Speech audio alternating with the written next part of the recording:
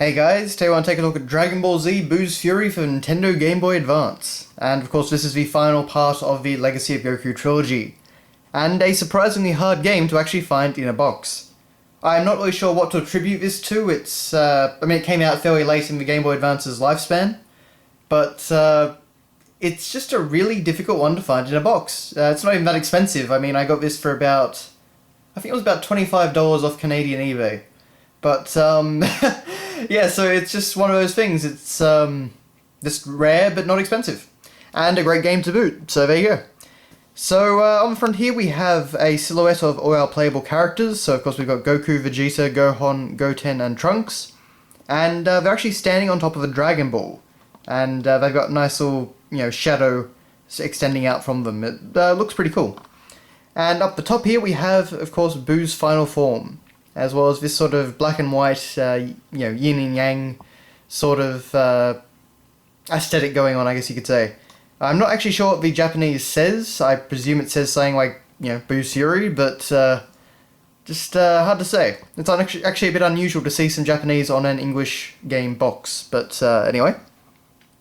Beyond that, I'd just like to point out that the box is actually quite shiny, and it's actually a little bit hard to show this off on the camera. But it is actually quite shiny, and even like the little pupils in Boo's eye actually have a little bit of a shine to them, which just gives a nice look. Again, it's hard to actually show you on the camera, but it's a very nice detail nonetheless. And it's actually the same as Legacy of Goku 2, which actually shows up pretty well. So there we go. Okay, moving on. I apologise for the sudden decrease in light, but the sun has just obviously gone behind a cloud. Anyway, so on the side here we have a image of Boo's face, looking, well, either happy or angry, depending on how you choose to interpret it. And once again, he actually has the same sort of shine on him. And we've got the same silhouette image with the same shine again.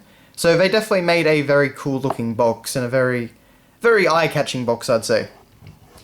On the top here, we actually have some artwork of three of the main characters, Goku, Vegeta, and Gohan.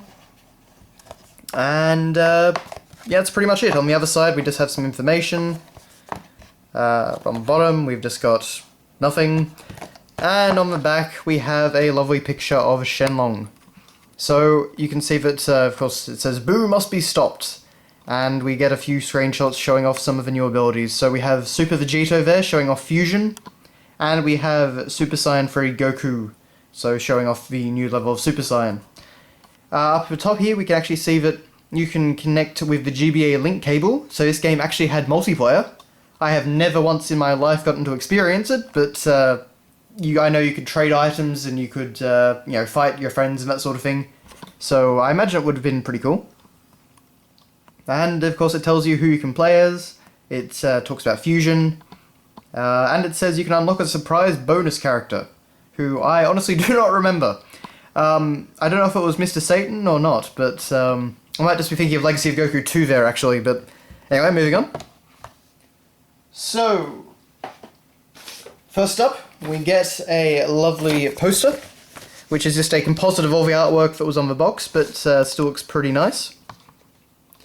And then on the back, we get an old school style RPG world map. And Legacy of Goku 2 actually had one of these as well, and they are awesome. So, this is basically just a render of the in-game world map as it basically appears in the game. Except in the game it has more of like a... Well, it's not technically Mode 7, but that sort of Mode 7 look.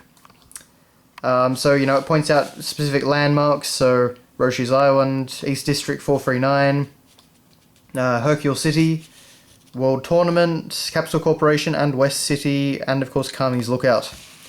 So it's just a very neat extra to have, and not something that you see very often. Very much of the Final Fantasy VI variety. Moving on, we have a Game Boy Precautions Booklet, and the funny thing about this, and I'm not exactly sure why, it's an actual original Game Boy Precautions Booklet, not a Game Boy Advance one. I can't remember if this is just what they did at the time, but, you can see here it just mentions the Game Boy cleaning kit, the Game Boy, the game pack, so it's actually an older style, original Game Boy, precautions booklet. So I'm not sure if the person just put it in by accident, I'm not sure if this is just what they still came with. I honestly can't remember, but that's in there. Moving on, of course, we have our manual. And it's actually got a bit of a nice aesthetic to it. So we just have a reprint of the front cover, albeit completely resized. And we're going to see that it actually sticks to a sort of, black and white aesthetic. So the sort of, yin and yang thing I was talking about on the front cover. So you can see we have a black page and a white page, and on each page we actually have a half of Kid Boo's face. So, very nice little attention to detail there. We do get some colour artwork, so of course we have Gotenks there, and a prologue. So, finally, instead of battling intergalactic tyrants and time-travelling androids, Gohan can be a normal teenager. But things never remain so simple. So, just a normal, recap leading into the game. Which, of course, if you've watched the show, of course, you know what happens anyway. So we get some full-colour screenshots of the game, as well as some mention of multiplayer. Actually, just a little thing to point out, of course, we can see a old Game Boy Advance connecting to a Game Boy Advance SP. And that's because this game was released in 2004, so actually the same year that the DS came out. And of course the SP was out by then. So we just get a whole bunch of colour, screenshots along with a whole bunch of text telling us how to play the game. Talks about some multiplayer here, so the trading post and the dojo. And you actually had 2 modes in the dojo, which is pretty neat, so you could choose from standard characters with balanced attributes, or you could just take your character from the game. Aside from that, it just really takes you through all of what you'd expect. We get some artwork, so there's Shenlong again. There's some Super Saiyan Goku art. Yeah, Super Saiyan Goku art. Yep. Which I think was actually in the Legacy of Goku 2 manual as well. So Super Saiyan Gohan, and it's just telling you a brief description about each character, even actually mentioning Legacy of Goku 2 in that case, and tells you about how to use their different abilities. Some of them, that is, not all of them. So we've got Goten, we have Trunks, we have Vegeta, and that's about it. We just have notes and credits. So on the back here we have a picture of Vegeta, and it tells you to register online today at www.gameregister.com, which obviously was some kind of Atari website. Atari being the publisher of this game. And yeah, there you go. I sincerely doubt that the website still exists, or that you could still select a great offer, but it existed at some point. And of course, last but not least, we have our cartridge. And it basically just drops Boo, keeps the silhouette image and the black and white aesthetic. So, it looks pretty nice. For some reason on the back we've actually got this little barcode thing. I'm not sure if the person that sold this to me put it on there or something, but there you go. Anyway, it's a barcode for something. But that has been your look at Boo's Fury, and since this is the final part of a trilogy, I thought it might be nice to actually just line all the games up together, since I've actually got the trilogy. If they will actually stay there. There we are. So, there are a couple of things I just want to point out here.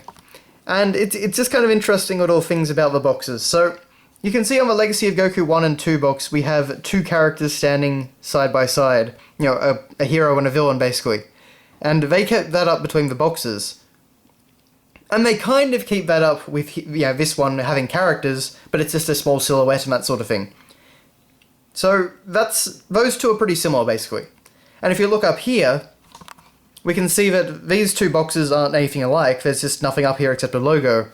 But between the Legacy of Goku 2 and Boo's Fury box, we actually have a picture of a villain's face and a picture of a villain's face.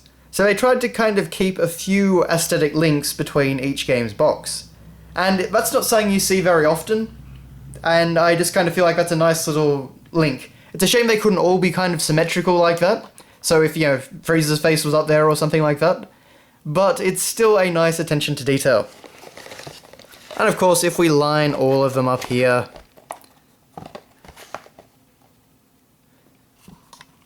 well, there we go. Might just move back a little bit. So that is the Legacy of Goku Trilogy, despite Boo's Fury dropping the name. Not really sure why they did that, but I'm sure there was some sort of marketing reason. Possibly Legacy of Goku 1. But anyway, so that has been your look at Dragon Ball Z Boo's Fury. Thanks all for watching, guys, and I will see you next time.